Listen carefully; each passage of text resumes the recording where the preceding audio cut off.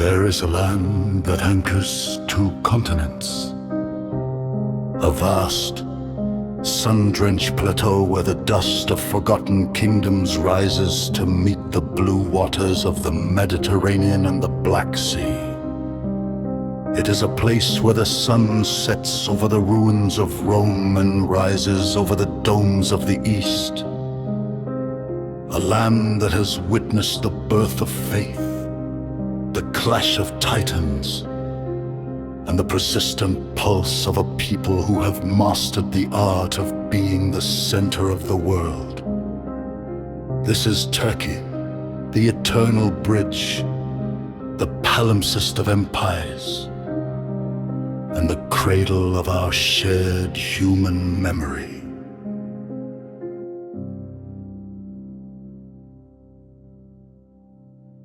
Patrick, Part 1, Echoes from the Past. In the beginning, before the first pyramids rose or the first wheels turned in Mesopotamia, there was the Anatolian earth. High upon the windswept plateaus, at a place now known as Göbekli Tepe, human hands carved massive limestone pillars with the images of beasts and gods. Here, 12,000 years ago, the concept of the sacred was born. It was a time before cities, before writing, when the early peoples of this land first looked at the stars and felt the need to build a house for the divine. This was the dawn of history itself, where the transition from hunter to farmer began in the Fertile Crescent's northern reaches. The echoes of these first rituals still linger in the silent stones, reminding us that Anatolia was the theater where the first act of human civilization was performed. As the millennia passed, the land became a stage for the iron-willed Hittites, a mysterious and powerful empire that challenged the pharaohs of Egypt. From their mountain fortress of Hattusa, they ruled with chariots and law, creating a state that bridged the gap between the mythic past and the structured ancient world. Anatolia was a kaleidoscope of cultures: the Luwians, the Phrygians under King Midas, and the legendary city of Troy, whose wooden horse and burning towers became the bedrock of Western literature. It was a land of constant movement, a magnet for the Greeks, who built the white marbled wonders of Ephesus, and the Persians who marched their vast armies across its plains. The geography of Anatolia, a high, rugged interior protected by mountain ranges and blessed with fertile coasts, ensured that it would always be a prize worth fighting for and a home worth defending. The classical age turned Anatolia into a garden of marble and philosophy. Great cities like Pergamon and Miletus became centers of learning and trade, where the minds of antiquity debated the nature of the universe. When the Roman legions arrived, they found a land already ancient and steeped in culture. Under the shadow of Mount Ararat and the limestone chimneys of Cappadocia, early Christianity found its refuge and its voice.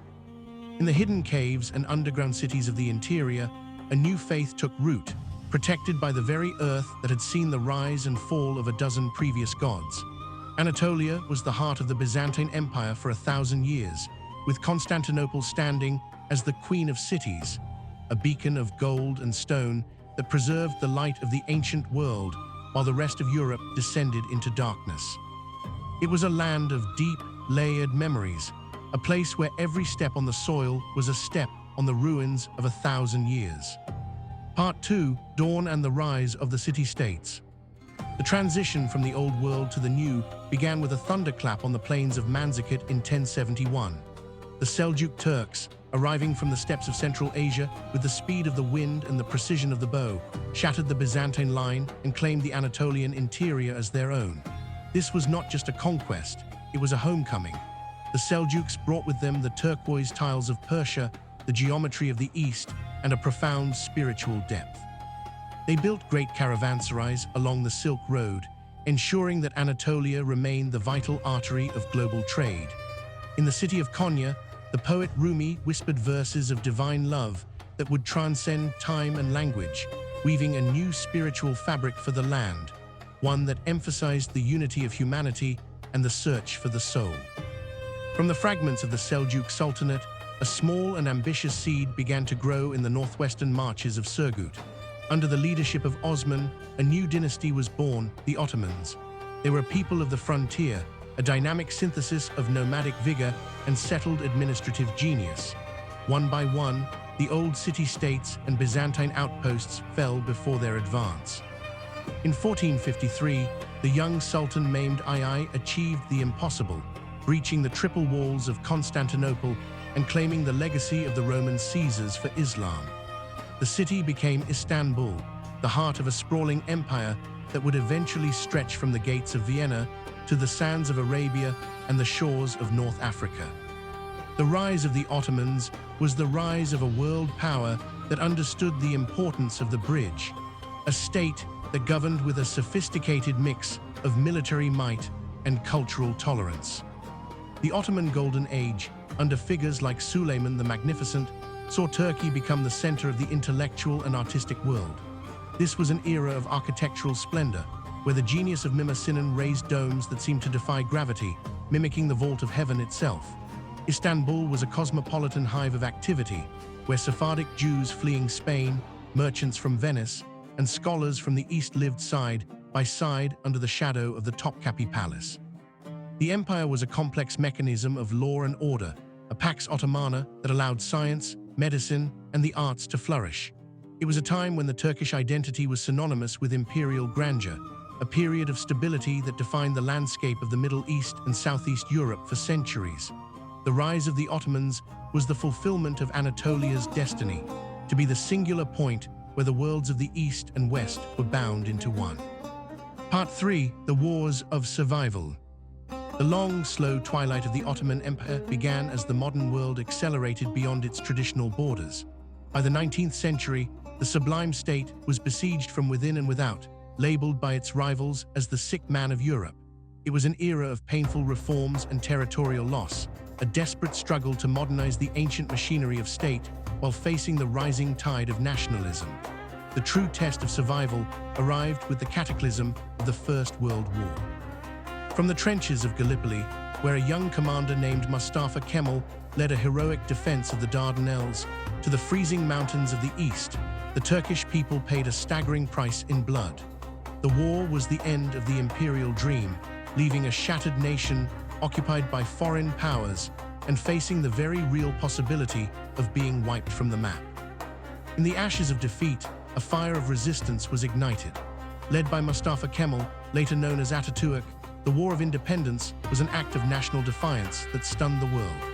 It was a war fought with the meager resources of a peasant army against the superior technology of the victors of World War I. From 1919 to 1922, the Turkish people fought for the right to exist in their own homeland, reclaiming the Anatolian plateau inch by bloody inch. This was the birth of the modern nation-state, a transformation that required not just the expulsion of foreign armies, but the dismantling of the 600-year-old caliphate. In 1923, the Republic of Turkey was proclaimed a secular, modern state born from the ruins of a religious empire, a phoenix rising from the smoldering remains of the old world. The survival of Turkey in the 20th century was a feat of social and political engineering unlike any other. Under Ataturk's vision, the nation underwent a series of revolutions that touched every aspect of life, from the alphabet and the legal system to the clothing and the role of women in society. It was a radical pivot toward the West, while maintaining a fierce pride in the Anatolian heritage. The nation survived the pressures of the Cold War and the internal struggles of a young democracy with a characteristic resilience. This period was a war of a different kind, a war against illiteracy, poverty, and isolation. The Turkish people, once the subjects of a sultan, became the citizens of a republic, learning to navigate the complexities of a modern identity that was both deeply traditional and resolutely forward-looking. Part 4. Reflection and Legacy. Today, Turkey stands as a vibrant, multifaceted power, a country that is constantly negotiating its place in a rapidly changing global landscape. To walk through the streets of Istanbul is to experience the entire history of the human race in a single afternoon.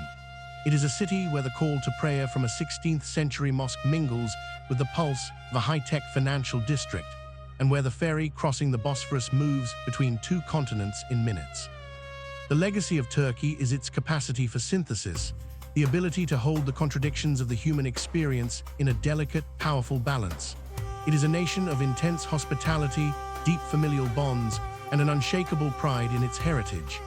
The Turkish soul is a mosaic of the steppe, the palace, the mosque, and the modern laboratory, an identity forged in the fire of survival and the grace of tradition. The cultural legacy of Turkey is an infinite gift to the world. It is the geometry of the carpet, the warmth of the tea, the depth of the Sufi dance, and the richness of a cuisine that reflects the diversity of an empire. But beyond the aesthetics, Turkey's legacy is a philosophical one, the proof that a nation can reinvent itself without losing its core. It is the story of a land that has seen every empire come and go, yet has remained the essential foundation of the world's movement. Turkey reminds us that the bridge is often the most important part of the journey. In an age of increasing division, Turkey remains the place where different worlds are forced to acknowledge one another, a geography that demands dialogue, and a history that proves the endurance of the human spirit against the tides of time. Looking toward the horizon, Turkey remains the guardian of the straits and the heart of the plateau. Its story is far from over. It is a nation that continues to transform, to challenge, and to inspire. The sun that sets over the Aegean today shines on a land that has been the home of humanity for 12,000 years. Turkey's legacy is the realization that we are all, in some way, the children of Anatolia.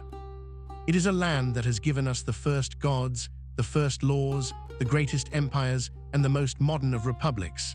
The bridge is solid, the earth is deep, and the spirit of the Turkish people remains as unyielding as the mountains of the Taurus.